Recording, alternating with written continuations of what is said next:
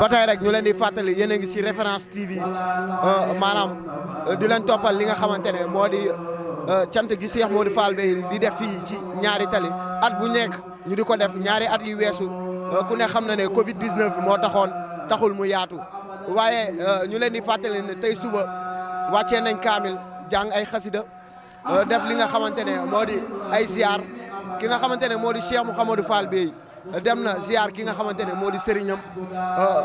ci ki nga xamante ne moom la jox boppam ba mu gërëm ko tey ki waral bis bi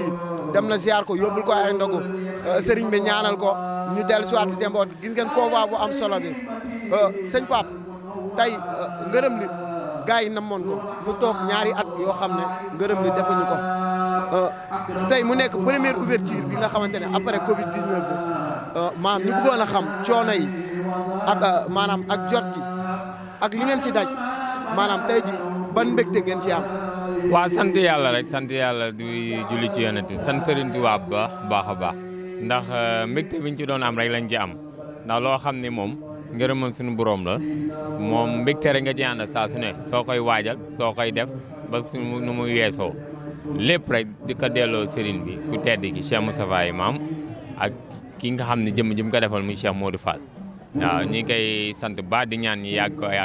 ànd ay at yu bëree bari ko borom. tey lan nga nu mën a baaxee sa diggante ak sëriñ bi. waaw xam naa ni waxtu bi gàtt na waaye comme sëñ bee ngi ñëw xanaa di ñaan mu yàgg fi rek waaye moom joloore googu buñ ko naree wax yëpp du yàgg na ndax moom lu ëpp ñaar fukki at mi ngi ko travaillé ànd ak sëñ bi ñu nekk lu ndaw ànd ak moom. waaw kon boobu ba léegi tamit